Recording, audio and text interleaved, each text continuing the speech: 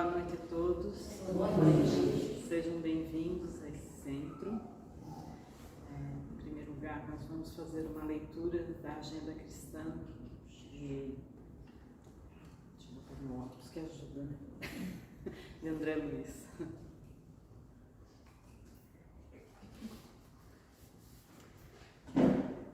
Consulte o bem. O maledicente desejará que você observe, tanto quanto ele, o lado desagradável da vida alheia. A criatura vacilante e frágil esperará que suas forças sejam quebradiças. O discutidor aguardará seu comparecimento às disputas a propósito de tudo e de todos. O ingrato não se alegrará em vê-lo reconhecido aos outros. O personalista não se regozijará identificando-lhe o respeito aos adversários. O revoltado tentará afivelar a máscara da rebeldia ao seu rosto. O incompreensível procurará mergulhar sua mente no fundo das perturbações. O neurastênico pedir-lhe-á não sorrir. O insensato reclamará sua adesão à loucura. O homem imperfeitamente espiritualizado sempre busca igualar os semelhantes a si mesmo. Lembre-se, contudo, de que você é você, com tarefa original e responsabilidades diferentes. E se pretende a felicidade real, não deve esquecer a consulta aos padrões do bem, com o Cristo em todas as horas de sua vida. Bem, fechamos nossos olhos agora. Vamos pedir à espiritualidade amiga que presente, que nos acolha, que nos traga boas energias, que nós possamos sair daqui mais felizes, mais tranquilos. E assim, irmanados nessa fé, vamos fazer a oração que Jesus nos ensinou. Pai nosso que estais nos céus, santificado seja o teu nome. Venha a nós o teu reino. Seja feita a tua vontade, assim na terra como nos céus. O pão nosso, que cada dia nos dais hoje. Perdoa as nossas dívidas, assim como nós perdoamos aos nossos devedores. E não nos deixes cair em tentação, mas livra-nos de todo mal, que assim seja. Palestra hoje com o Sr. Rafael. Assim então fala o senhor. Muito obrigado. Boa noite, irmãos, boa noite, irmãs. É uma satisfação voltar a esta casa, já faz um tempinho que eu não venho aqui.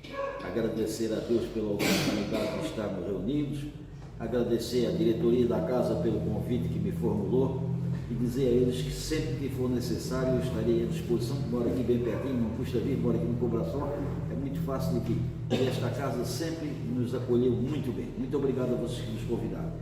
Meu nome é Rafael Linhares, eu sou palestrante da Federação Espírita Catarinense, embora no momento eu não esteja vinculado a nenhum centro, que eu trabalhava no centro lá no Lisboa, o Amor e Luz, e agora na pandemia, em função de lá é Lisboa, então o pessoal de Lisboa acha que como é Lisboa é a capital de Portugal, e lá é tudo caro.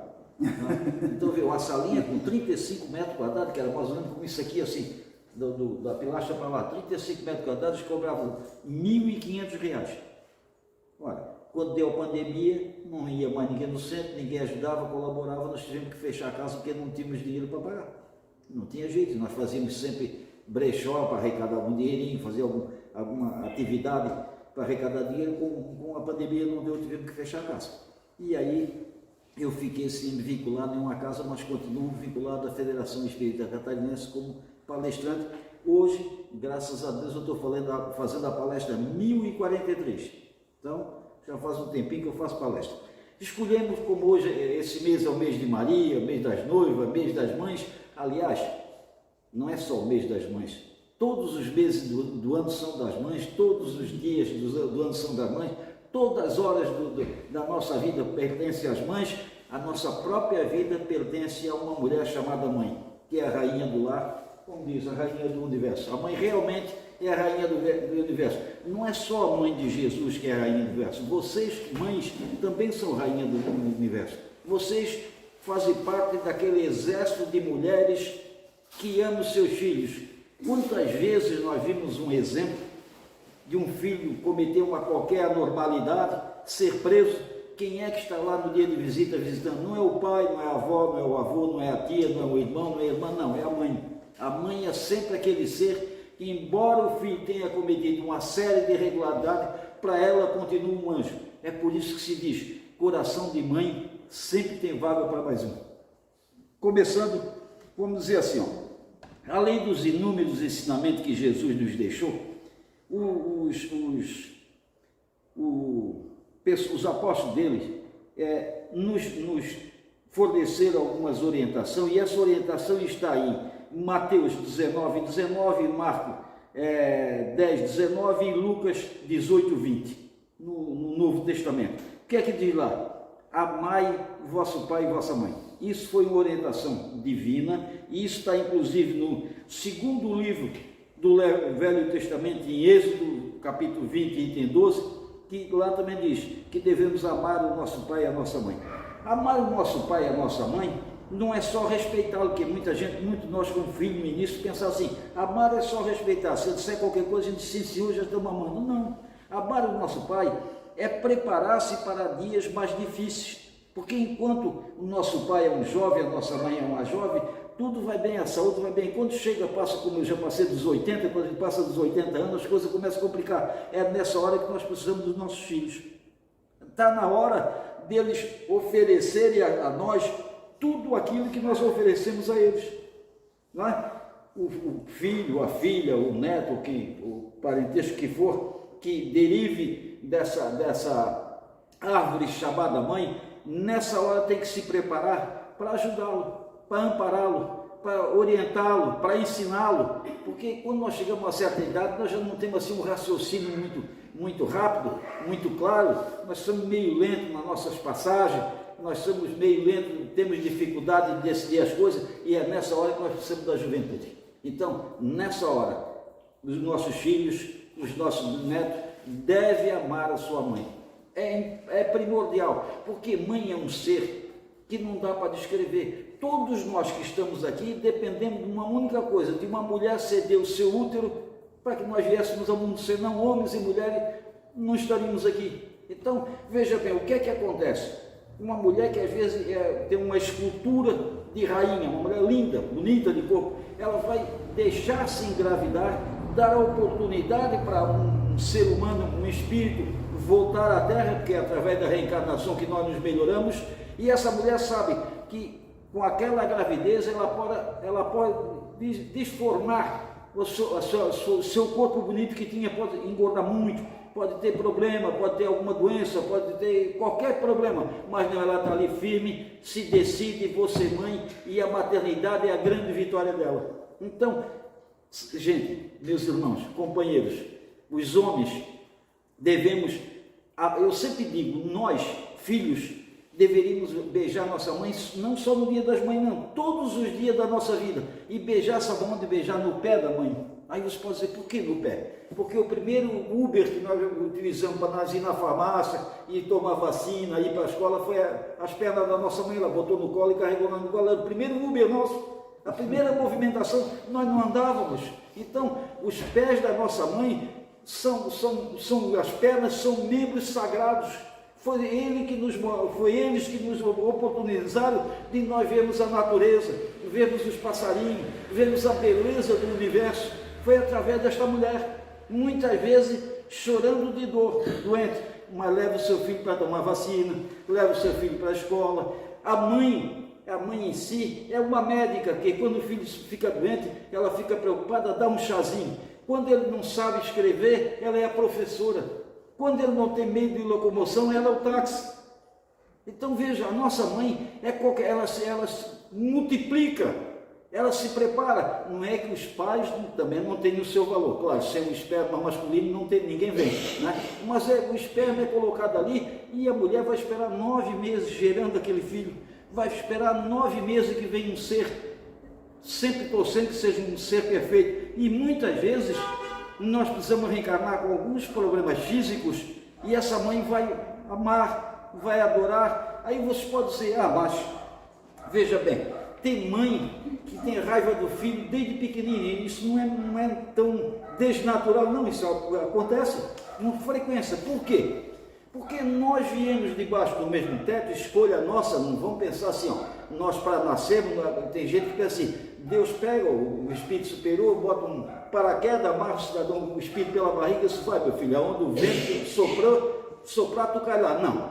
Muito tempos antes de nós voltarmos ao plano físico, nós já fizemos uma programação, e sempre lhes digo assim, é um anteprojeto reencarnatório. Não é, por que não é um projeto que nós temos livre-arbítrio, chega aqui embaixo nós podemos mudar? Então, quando é um projeto, está decidido, está ali, está aprovado o projeto, não tem mudança. Anteprojeto pode se mudar. Nós podemos combinar alguma coisa no mundo espiritual e chegar aqui e fazer exatamente o contrário. Normalmente é o que acontece, gente. Nós cumprimos. Chico Xavier, quando morreu, perguntaram, Chico, você cumpriu todas as tarefas que se comprometeu quando estava voltando? Se eu não cumpri nem 10%. Imagine vocês, nós, o que estamos fazendo aqui. Quanto cumprimos? Será que cumprimos 2%, 1%, 0,5%? Então, nós precisamos de muitas reencarnações, muito retorno ao campo físico para nos preparar. E nesse retorno, muitas vezes nós escolhemos vir numa família, nós nos comprometemos, porque essa escolha, esse preparo, é assim, quando nós temos um certo grau evolutivo, nós sentamos na mesa reencarnatória e ajudamos na composição do nosso anteprojeto. Quando nós não temos esse sentido evolutivo, é o nosso anjo da guarda, os espíritos protetores que vão nos orientar, porque senão, vamos dizer que eu não posso me mudar daqui. Não, pode. Não, tá bom. Eu ia ali, não, pode ser. Está pegando ali também. Vamos dizer assim, um espírito igual a mim, eu sou um cidadão comum, normal, igual a qualquer um de vocês, qualquer um de nós. Nós, se fôssemos sentar numa mesa reencarnatória e perguntasse, Rafael, quantos anos tu precisa? Eles iam mostrar, olha, tu comprometesse em fazer isso aqui, só fizesse isso aqui. Vamos assim, me comprometi em 100% e fiz 1% vindo 1000 vezes reencarnado. Falta 99. Como é que tu vai acertar isso aqui? A gente, quando é um espírito de ignorância, não, isso aí eu resolvo numa só. Bom, mas eu vi 1000 vezes, cresci 1%. Agora falta 99%, uma vez eu vou acertar isso? Não, meu filho, isso não vai dar. Não vai dar. E quantos anos tu precisaria para acertar? Se 500 anos está resolvido. 500 anos o corpo não aguenta, meu filho. No máximo uns 100, 80, 90, por aí. Então, é por isso que nós não decidimos quando nós estamos ainda pouco esclarecidos. Aí eles vão nos orientar. Então, vamos vir para fazer os acertos com os nossos adversários. Não é sempre assim. Nós podemos vir com espíritos afins, espíritos companheiros, que já viemos muitas vezes juntos, já formamos uma família em muitas oportunidades, e em outras vezes nós viemos para realmente ressuscitar a boa vivência. Nós no passado tivemos sérios problemas daqueles componentes da família, e nós vimos. É por isso que às vezes assim, disse assim, a gente ouve muito isso assim, um pai diz assim, eu tenho 4 filhos, 3 é uma beleza, 1 é uma desgraça. Esse desgraça que é o bom, gente. Você pode dizer, mas como desgraça é bom? Porque nós vamos aprender com aquele que é rebelde a perdoar, a tentar ensinar, a corrigir, a orientar. O que é bom, não precisamos fazer nada disso, ele é tão bom quanto nós, não precisamos dizer nada, ele é bonzinho. Né? Nós precisamos fazer o quê? É realmente o rebelde que nos ensina. Então nós viemos nesse meio familiar para acertar aqueles detalhes do passado. Viemos aqui exatamente para cumprir algumas tarefas rumo à evolução. É a lei de causa e efeito, é a lei de ação e reação, é a lei de plantação e colheita. Então nós plantamos no passado e vamos colher no presente. Muitas vezes nós vimos assim, lá perto de casa tem um cidadão que não vai à religião, não é católico, não é protestante, não é espírito, não vai em lugar não, nem reza, eu acho que é aquele cara, mas tem uma vida que é uma beleza. E eu vou todo dia no centro espírita e não ando para frente nunca. Acontece o seguinte, gente. Tem espírito que está aqui no plano físico plantando e nós já estamos colhendo. Plantar é fácil. Plantação é optativa, gente. A colheita é que é obrigatória. Quem está plantando pode plantar o que quiser para plantar, desgraça, não vai acontecer nada por enquanto com ele. Depois é que nós vamos ver como é que ficam as coisas. Aí, quando chegarmos no mundo espiritual, e muitas vezes já no plano material, nós começamos a cumprir as nossas tarefas evolutivas e aí começamos a ter problemas. Não é que Deus castigue, não é que Nossa Senhora castigue, não há castigo. Não, Deus é assim, ó, perdão de Deus é dada através da oportunidade reencarnatória. Quer dizer, ele não passa a mão na cabeça como nós estamos acostumados. Estás perdoado, meu filho, estás perdoado. Não é assim. Ele perdoa através da oportunidade de retorno reencarnatório para nós aprender. Cada vez que nós viemos aqui na escola da matéria, nós aprendemos alguma coisa. Esse é o perdão de Deus. Porque se Deus fosse passar a mão na nossa cabeça e nós viemos ao mundo físico em muitas oportunidades, daqui a pouco ele era conivente com nossos erros. Eu errava, eu dou sempre um exemplo assim. Vamos dizer que essa senhora morasse aqui por perto, tinha o seu bujãozinho de gás, eu era um ladrãozinho, ela bobeou, fui lá, roubei o ladrão de gás, o bujão de gás. Mas o delegado dessa região é meu amigo, disse, não, coitado, eu precisava vender porque precisava desapertar a vida dele, roubava. Não fui preso, o delegado é meu amigo. Não fui preso, não, amanhã eu vou na casa daquela senhora e roubo também o dela. Aí o delegado disse, não, coitado, um pobre desempregado, vou naquela, daqui a pouco eu estou roubando o bujão de gás de todos vocês. Isso seria o perdão de Deus, se ele passasse a mão na cabeça dos nossos erros, dissesse, não, meu filho, estás perdoado, continua. Nós íamos errar a vida toda, nós não tínhamos compromisso com o futuro. Assim não, cada vez que nós cometemos um erro, nós sabemos, não seremos punidos por Deus. O nosso advogado de acusação é a nossa própria consciência. A nossa consciência que diz, olha, estás errado. Às vezes nós não ouvimos assim falar, está com peso na consciência. O advogado nosso é isso, nós erramos a consciência. Meu filho, estás errado, isso aí não pode ser assim. Então, cada vez que nós erramos, nós vamos acumulando problemas para o futuro. E nessa oportunidade que nós vemos como filhos, e podemos pensar assim, mas mãe é um ser tão puro, como é que ela tem raiva do filho? A mãe é um ser puro, mas também o espírito que está habitando aquele corpo pode não ser tão puro assim, veio exatamente para se purificar. Não é que a mãe é uma santa, normalmente para nós que somos encarnados, é uma santa para nós materialmente, mas o passado de cada um de nós, mesmo porque um espírito que hoje habita um corpo feminino e é uma mãe, no passado pode ter sido um pai, ter sido um solteirão, pode ter sido qualquer coisa, menos mãe. Por isso é que se diz, espírito não tem sexo. Aí os podem dizer assim, bom, parei. Jesus morreu há 2000 anos e continua como Jesus, não é chamado de Jesua, continua Jesus. Por que não tem sexo? Porque é o seguinte, quando nós morremos, nós nos apresentamos no mundo espiritual com um corpo físico parecido, porque o perispírito é uma cópia do corpo físico, então nós aparecemos lá como nós somos aqui. Então, se eu morrer hoje, amanhã ou depois, a hora que eu aparecer no mundo espiritual, eu vou ter esse corpo. Então, mas nós alteramos esse corpo quando precisamos. O perispírito pode dar uma ré no tempo e nos mostrar diferente como nós somos agora. Para quê? Para nós voltarmos a alguém que não reencarnou nos conhecer. Então, o espírito não ter sexo é na hora de reencarnar. Nós nessa oportunidade,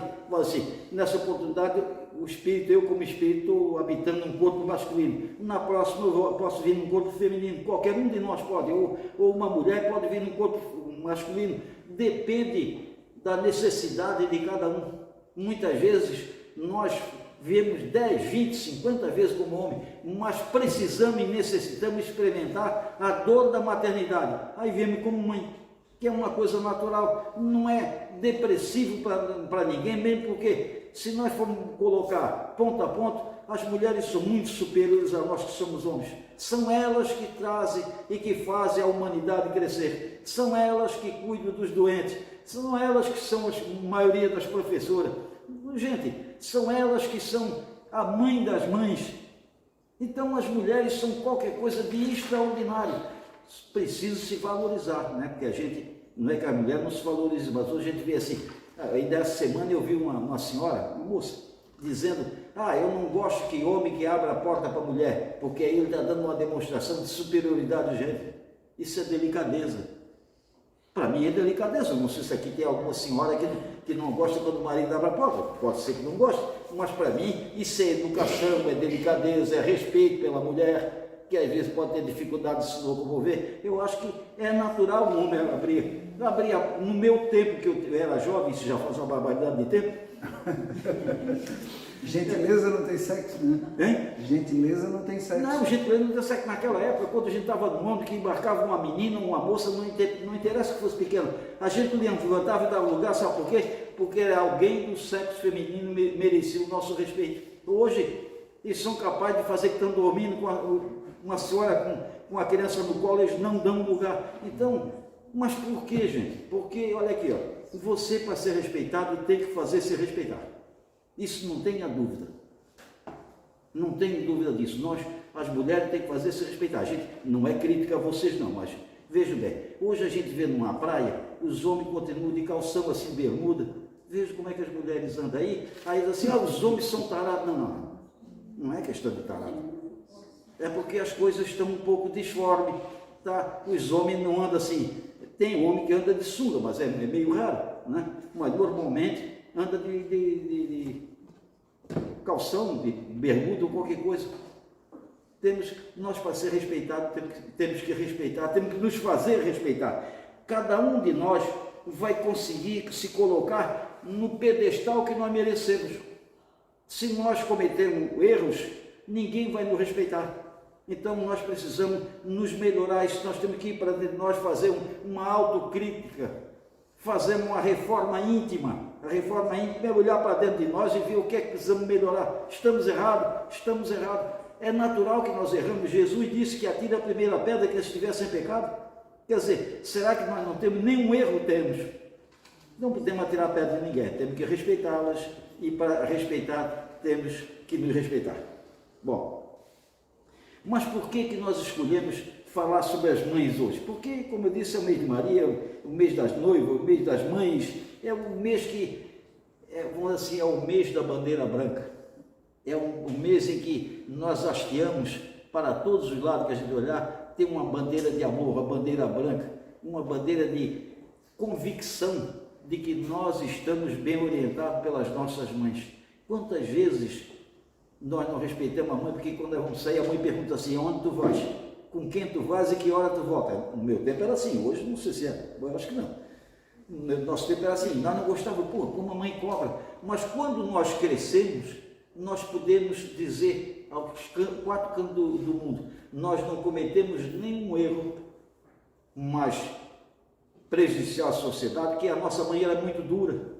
Tá? Podemos dizer para os nossos filhos, olha, nós perdemos muita coisa, nós nunca fomos presos, nunca fomos levados pela rádio patrulha, nunca estivemos numa delegacia porque mamãe era dura. É o que precisa, gente. Mãe tem que ter amor, mas tem que ter posição. Há pouco tempo, aqui no Zenária, no bairro Zenária, um menino lá, filho de um amigo meu que frequentava o centro junto comigo, ele botou a mão numa gaiola velha, e eu acho que tinha um rato, tinha urinado ali, e deu aquela doença no rato. E o menino ficou ruim. Só que ele tinha que chegar lá no hospital infantil às 7 horas da manhã para acostar, lá no Zenário. Para chegar lá, mas não, às 7 horas da manhã só se fosse de helicóptero, porque de outro jeito não tem. Aí então eu ia lá 4h30 pegar o menino, 4h30 da manhã, para nós, olha, era assim, ó, para chegar lá umas 6h30 para pegar lugar. Numa dessas eu estava sentado assim, eu, a mãe do menino, e o menino esperando que chamasse, e tinha outra senhora, esse menino assim, dos 5 anos mais ou menos, e outra senhora com o menino também dos 5 anos, aquela outra, esse aqui, o menino de 5 anos ia fazer exame de sangue, tem que vir em jejum, e lá ele devia vir consultar qualquer coisa, a mãe foi lá e comprou para ele, assim, não tem essas batata, aquelazinha batata meio, como é? Ruber, não é? Uma batata dessa aí, para mim é batata para guri pequeno. O que é que ela fez? Ela deu para o filho, o guri lá, se jogou no chão, gente. Mas deu uma renda de tal maneira que queria, não pode, porque tu vai fazer exame de sangue. Falou para o menino, não teve jeito, ele rolava no chão como uma cobra. O que fez a mãe? Foi lá, não é? Comprou uma batata e deu para o guri. Aí ela abriu e deu para ele. Deu uma, ele pegou, passou a mão da mãe, pegou o saco da batata, fez assim, jogou tudo no chão. Aí a mãe assim ficou meio envergonhada, ficou meio vermelha, eu olhei assim meio, ela foi lá, juntou tudo no saco, deu para ele, ia botar no lixo, disse, não, eu quero. Ela deu na mãe e jogou outra vez no chão, assim, minha senhora, vou dizer uma coisa para a senhora, talvez eu só me considere até mal educado. Eu vou sair daqui, senão eu vou vomitar pela falta de educação do seu filho. Gente, não é assim que se educa um filho. Se com 5 anos ele faz isso com a mãe, quando chega aqui, ele dá uma surra na mãe, é o que está acontecendo hoje. Filho pode dar, o jovem pode dar tiro na professora, pode dar tiro no pai, pode dar tiro na mãe, pode dar tiro em todo mundo. Só que ninguém pode passar a mão na orelha num guri desse. Não vai preso, mas pode votar com 16 anos, mas não pode trabalhar. Gente, nós estamos caminhando para um lado errado. E não, eu estou dizendo isso que nós pais, principalmente as mães, nós temos que procurar voltar um pouquinho, não é voltar ao passado, não, quando o pai pegava a gente pela orelha e suspendia. Não é isso. Mas ter disciplina. Chico Xavier, quando foi trabalhar e o Emmanuel chegou para trabalhar com eles, nós pudemos trabalhar junto. Aí o Chico falou, tudo bem, o que é preciso? Primeiro, disciplina. O Chico, e segundo, disciplina. Aí o Chico perguntou mais uma vez, e terceiro, disciplina. Então, disciplina é tudo na vida, gente. Quem não tem disciplina, não tem educação, não está preparado para amanhã, não sabe qual é o futuro. Então, nós pais somos os grandes responsáveis, mesmo porque quando nós não educamos os nossos filhos adequadamente, e esse menino cai na droga, e acontece qualquer coisa aí que ele se mete, aí recebe um tiro da polícia, morre. Quando nós morremos, vamos encontrar esse espírito lá em cima, e ele sabe que é nosso filho, ele vai rastejando igual uma cobra, assim, numa dificuldade, que não teve um bom comportamento terreno. O que é que vai dizer? Papai e mamãe, eu estou nessa situação porque vocês não souberam me educar. Já se falaram para uma mãe o que é isso? Isso é uma tristeza. Então, mesmo porque através dos espíritos superiores, Deus sempre nos pergunta, o que fizeste do espírito que eu te outorguei na condição de filho, quer dizer, outorguei, eu te dei, passei para te criar, mesmo porque, veja bem, nós pais somos pais de criação, o pai mesmo verdadeiro está lá em cima. Agora as mães não, as mães são mães, então as mães precisam, gente, hoje as mães já trabalham, já é mais difícil, mas no meu tempo a mãe ficava em casa e ela arrochava com a gente, era duro, mas tinha que aprender na marra. O cara disse, neste dia eu fui ver uma palestra de uma sócia, mas no tempo de vocês, hoje tinham medo do pai. Olha, com medo ou com respeito, mas nós andava direito. Hoje nem medo, nem respeito, não se anda direito, não, é uma tristeza. Bom, tem mais 5 minutos aí. Mas afinal de contas, o que é ser mãe? Veja bem, ser mãe não se resume unicamente ao fenômeno da maternidade, fenômeno biológico. Não.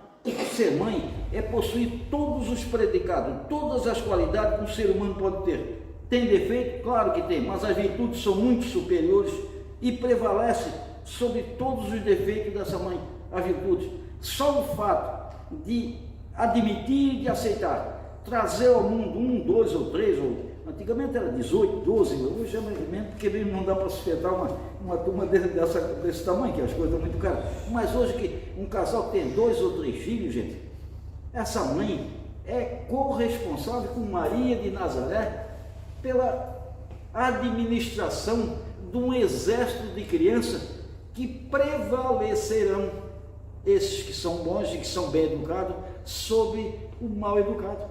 Porque o bem sempre vai vencer o mal. Tá? Pode ser que o mal esteja nos criando. Estou controlando. Não, é que eu tinha uma sugestão, não ouvi o senhor falar, tem uma curiosidade minha, não sei se mais alguém aqui vai compartilhar, mas abordar um pouquinho da mãe adotiva. Não, vou chegar lá. Isso. Lá. Isso aí é a próxima aqui. O que é a mãe adotiva? Tem mãe que deu à luz a 2, 3, 4 crianças e nunca se tornou mãe. Por quê? Foi um fenômeno mais ou menos anormal, ela deu uma descuidada, ficou grávida, teve uma relação ainda solteira, ou mesmo casada, não quer o filho, ela doa o filho. Então essa aí ela gerou o filho, mas nunca se tornou mãe. E tem mãe que nunca deu à luz e é uma mãe extraordinária, são aquela que recebe o filho das outras em doação.